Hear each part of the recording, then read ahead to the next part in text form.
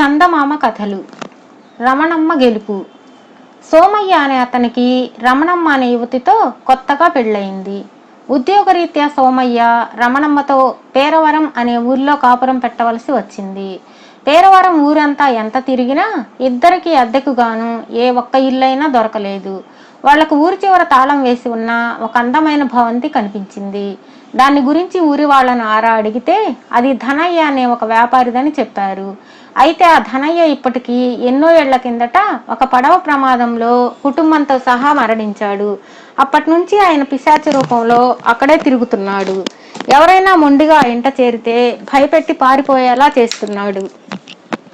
ఊరి వాళ్ళు చెప్పింది విని సోమయ్య దిగాలు పడిపోయి, నాకు అసలే భూతాలన్నా పిశాచాలన్నా చచ్చేంత భయం, ఈ ఇల్లు మనకొద్దులే అన్నాడు భార్యతో విచారంగా. నాకు అలాంటి వాటిల్లో నమ్మకం లేదు, నిజంగా ఉన్నా భయపడను.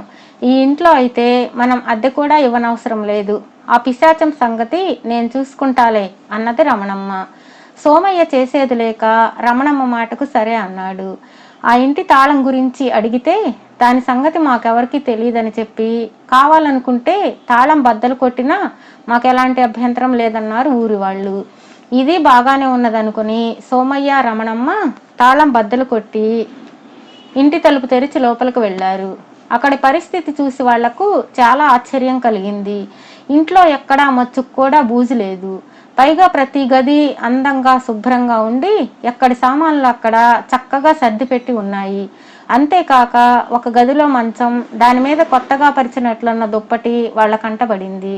ఇది చూసి సోమయ్య వణుకుతూ, ఇల్లు ఉన్న తీరు చూస్తే నిజంగానే ధనయ్య పిశాచి ఇక్కడ ఇంటి లోపలే తిరుగుతున్నాడని తేలిపోతున్నది అన్నాడు. సోమయ్య అలా అనగానే, అవును, ఆ ధనయ్యను నేనే. ఎంతో డబ్బు పోసి చాలా అందంగా కట్టుకున్న ఈ భవంతి మీద మమకారం తీరక నేను పిశాచ రూపంలో దీన్ని కనిపెట్టుకొని తిరుగుతున్నాను అంటూ పిశాచ రూపంలో ఉన్న ధనయ్య వాళ్ళ ముందు ప్రత్యక్షమై, మీరు ఈ ఇంట్లో ఉండడానికి నాకేం అభ్యంతరం లేదు, కానీ ఇంటిని మాత్రం ఇప్పుడు ఎలా ఉన్నదో అలా శుభ్రంగా అందంగా ఉంచాలి. అలా ఉంచకపోతే మిమ్మల్ని పట్టి పీడిస్తాను, జాగ్రత్త అన్నాడు. పిశాచాన్ని చూసి భయపడిపోయిన సోమయ్య భుజం తట్టిన రమణమ్మ పిశాచంతో, అదంతా సరే, ఇంతకు నువ్విక్కడ ఏ గదిలో ఉంటున్నావు అని అడిగింది. పిశాచం రమణమ్మకు తానుండే గది చూపించి ఆ గదిలో మాత్రం అడుగు పెట్టవద్దని హెచ్చరించింది. ఆ విధంగా పిశాచం ఇంట కొత్త కాపురం ప్రారంభించిన రమణమ్మ మొదటి రోజునే పెరటి దొడ్లో ఒక మూలగా చెత్తా చెదారం పారవేసి వారం రోజులు గడిచే లోపల ఒక పెద్ద చెత్త కుప్ప తయారు చేసింది. ఇది చూసిన ధనయ్య పిశాచి ఆ చెత్తనంతా ఎత్తి వీధిలో పడవేయమని బెదిరించింది. అయినా రమణమ్మ ఆ బెదిరింపులను లెక్క చేయకపోగా ఇంట్లో కూడా ఎక్కడ తుక్కు అక్కడే వదిలేసి గదులన్నిటినీ అపరిశుభ్రంగా ఉంచసాగింది. ఇది గమనించిన సోమయ్య రమణమ్మతో, నువ్వు ఇలా చేస్తుంటే ఆ పిశాచం ఏనాడో మనిద్దరి పీకలు నులుముతుంది, ఇంటిని కాస్త శుభ్రంగా ఉంచటం నేర్చుకో అన్నాడు. రమణమ్మ చిరాకు పడుతూ, ఏం చేయమంటారు, చిన్నప్పటి నుంచి నాకు పని బద్ధకం అనేసింది.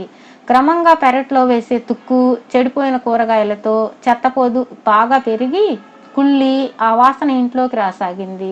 ఒకనాటి అర్ధరాత్రి పిశాచం నిద్రపోతున్న రమణమ్మ మంచం మీద పట్టె మీద కూర్చుని గట్టిగా అరిచి, ఒసేయ్, ఇంట్లో అడుగు పెట్టినప్పుడే నేను చెప్పాను అపరిశుభ్రాన్ని నేను భరించలేనని. దొడ్లో నువ్వు పోగు పెడుతున్న చెత్తా చెదారం, కుళ్ళిన వాసనతో నా ముక్కు బద్దలవుతున్నది.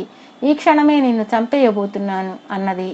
ఆ మాటలకు రమణమ్మ ఏమాత్రం చెల్లించకుండా పిశాచాన్ని మంచం మీద నుంచి కిందికి తోసేసి, పిశాచాలు మనుషుల్ని భయపెట్టగలవు కానీ వాటికి మనుషుల్ని చంపడానికి అవసరమైన బలం ఉండదని నాకు బాగా తెలుసు, నువ్వు నన్నేమీ చేయలేవు అంటూ లేచి గోడవారుగా ఉన్న చీపురు కట్టను చేతిలోకి తీసుకున్నది.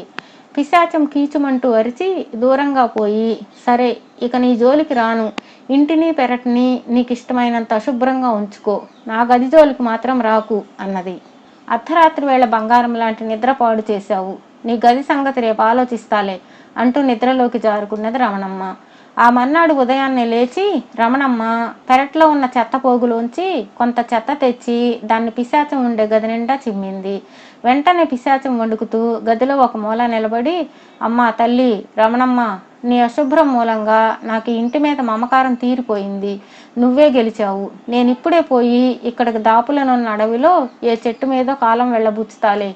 అయితే తల్లి, నాదొక చిన్న మనవి. ఇంటిని కాస్త శుభ్రంగా ఉంచటం నేర్చుకో. అలా కాకపోతే నీ అశుభ్రానికి నీ భర్త కూడా ఎప్పుడో నిన్ను వదిలి పారిపోయే ప్రమాదం ఉన్నది అని అడవికేసి వెళ్ళిపోయింది. ఆ రోజు సాయంత్రం సోమయ్య పని నుంచి ఇంటికి రాగానే రమణమ్మ ఉత్సాహంగా అతడితో జరిగిందంతా చెప్పింది. సోమయ్య అంతా విని కోపంగా, రేపటి నుంచైనా ఇంటిని కాస్త శుభ్రంగా ఉంచు, లేకపోతే పిశాచం చెప్పినట్లు నిన్ను వదిలి నేను మరెక్కడికైనా పారిపోవలసి వస్తుంది అన్నాడు. రమణమ్మ ముఖం ముడుచుకొని, నాకు పని బద్ధకమని ఎప్పుడో చెప్పాను. పిశాచాన్ని వదిలించుకోవడంలో కాస్త మితిమీరాను, కానీ రేపటి నుంచి ఇంటిని శుభ్రంగా ఉంచుతాలే అన్నది.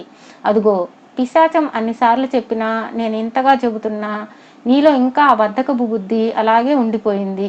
రేపటి నుంచి కాదు, ఇవాల్టి నుంచే ఇంటిని శుభ్రంగా ఉంచుతాను అని చెప్పాలి అన్నాడు సోమయ్య నవ్వుతూ. రమణమ్మ కూడా ఆ మాటలకు సోమయ్యతో పాటు నవ్వేసింది.